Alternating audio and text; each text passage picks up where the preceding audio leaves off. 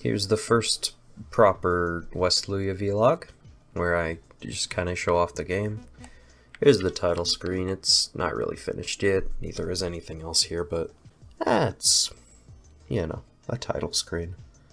You got the start games, the options, which just brings up the pause menu, which has another options menu in it.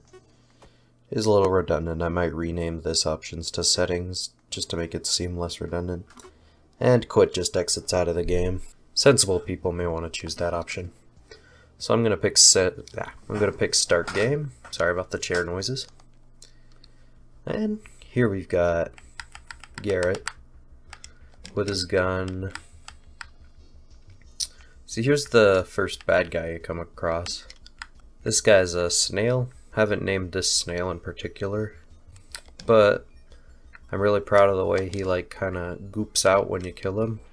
Every enemy kind of releases a bunch of goop when you shoot him. You might notice that the music's a little ridiculous. That's because I borrowed it from Jerry Terry. That's just the scratch track. I'm not going to be using that music in the full game. Unless Jerry Terry's no wait, you need to use this because it's perfect. The things you collect here are cogs. And here we got the Bushman. He spits acorns at you. I'm okay, what sits there and shoots at you? And I'm evil turtle? And my friend Marcus is evil bush. And I'm evil turtle bush. And here are the boxes. If you've played any game with crates you can blow up, you know what's going on. I'm very proud of my particle effects. They're not super great, but they add a lot of life to the game. Because there's a lot of games where shooting things and stuff like that feels unsatisfactory. So I want everything you do to feel like it has some sort of impact.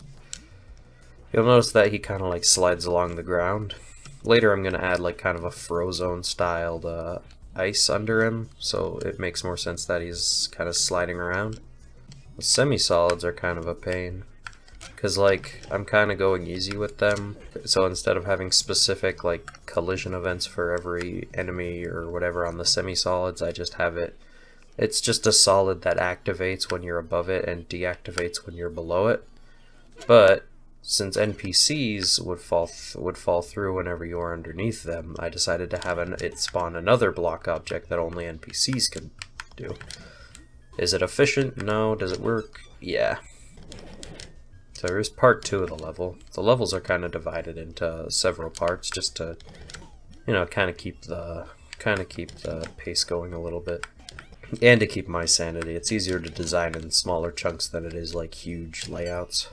There's a lot of stuff that still doesn't look good yet. The HUD in particular needs a little bit more. It's just kind of a bar and some words. What I'm hoping is that the particle effects aren't too expensive. Because if they are, that means lower end computers won't be able to run the game, so I might have to add a slider for the particles.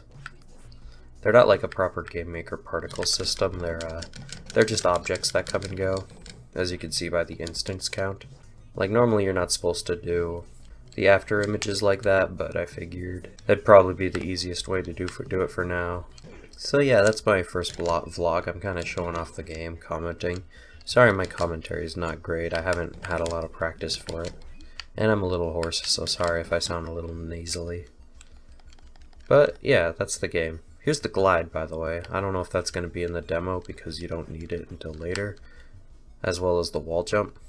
But I'm pretty sure the dash is going to make it in. Normally I'd have you unlock the dash like Mega Man X, but every compliment I get about how this game works is how fun the dash is to use. So I'm why make the player wait for that, But yeah, I'll try to keep y'all posted.